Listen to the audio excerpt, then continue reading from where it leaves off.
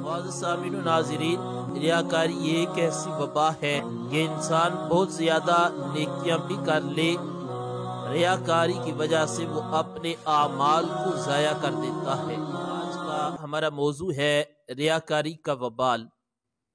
معزز سامعین و ناظرین، ریاکاری یہ ایک ایسی وبا ہے کہ انسان بہت زیادہ نیکیاں بھی کر لے، ریاکاری کی وجہ سے وہ اپنے اعمال کو ضائع کر دیتا ہے۔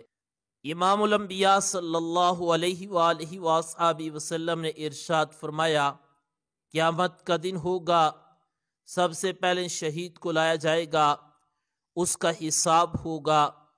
اللہ تعالیٰ فرمائے گا، میں نے تمہیں فلاں نعمت بھی دی، فلاں نعمت بھی دی، میرے بندے تم نے کیا کیا؟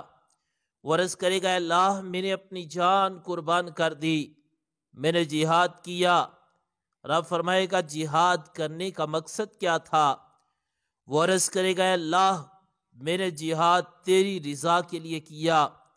اللہ تعالیٰ فرمائے گا، تم نے جھوٹ بولا ہے، تم نے جہاد اس لیے کیا لوگ کہیں بہت بڑا بہادر ہے، لوگ کہیں یہ طاقتور ہے، لوگوں نے تمہیں بہادر کہہ لیا، اور تم نے جو تمہاری مرضی تھی وہ پوری ہو گئی، تمہارے اندر جو خواہش تھی تمہاری خواہش پوری ہو گئی۔ حکم ہوگا، اس کو گھسیٹ کر جہنم میں ڈال دو۔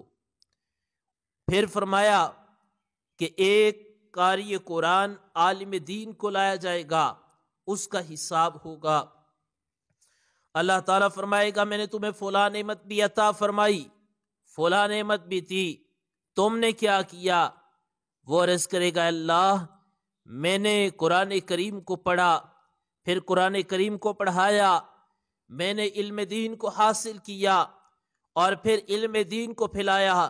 رب فرمائے گا، تمہاری مرضی کیا تھی؟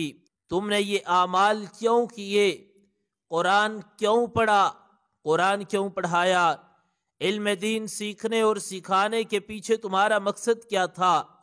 وہ عرض کرے گا، اللہ تیری رضا کے لیے میں نے یہ عمل کیا۔ اللہ تعالیٰ فرمائے گا، تم نے جھوٹ بولا، اور حکم ہوگا کہ اس کو بھی جہنم میں ڈال دو۔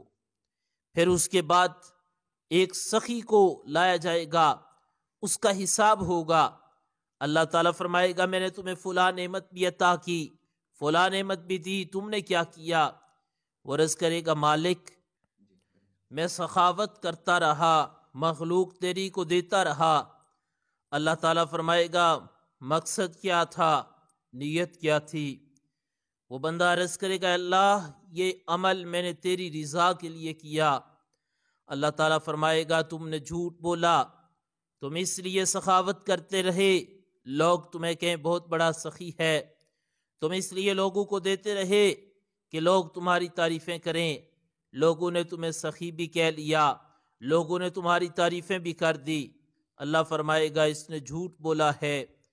پھر حکم ہوگا، اس کو گھسیٹ کر جہنم میں ڈال دو۔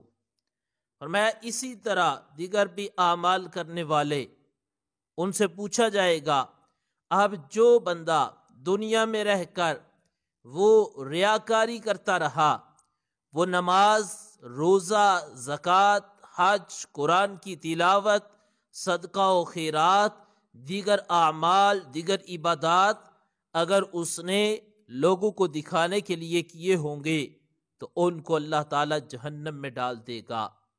معزز سامعین و ناظرین، ہمیں چاہیے ہم بس اپنے رب کی رضا کے لیے کریں۔ انسان جب کوئی بھی عمل کرتا ہے، انسان جب اللہ تعالیٰ کی بارگاہ میں عبادت کرنے کی کوشش کرتا ہے، مثال کے طور پر نماز انسان کا دل نہیں کر رہا، اب انسان کہتا ہے چلو یار اب میں نماز پڑھوں، اللہ تعالیٰ کا حکم ہے، انسان ذہن بناتا ہے نماز پڑھنے کے لیے۔ جب وہ نماز پڑھنے کی نیت کرتا ہے، شیطان پوری کوشش میں لگ جاتا ہے کہ یہ بندہ نماز نہ پڑھے۔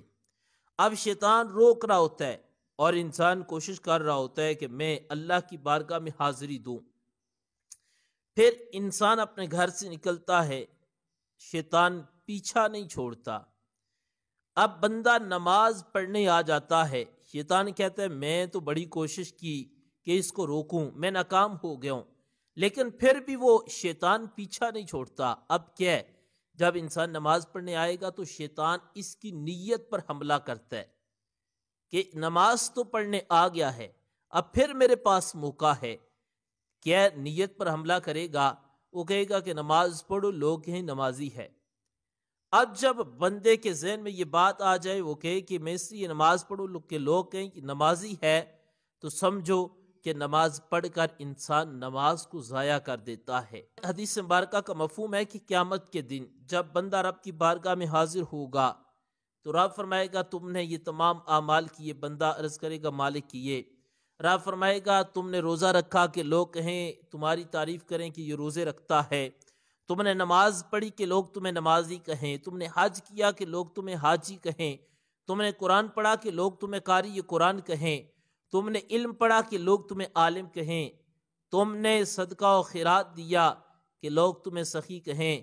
جو تمہاری منشا تھی، لوگوں نے حاجی، نمازی، قاری، غازی اور سخی تمہیں کہہ لیا، جن کے لیے تم نے عمل کیا تھا انہوں نے تمہیں کہہ لیا۔ آج میرے پاس تمہارے لیے کوئی ثواب نہیں، کوئی جزا نہیں۔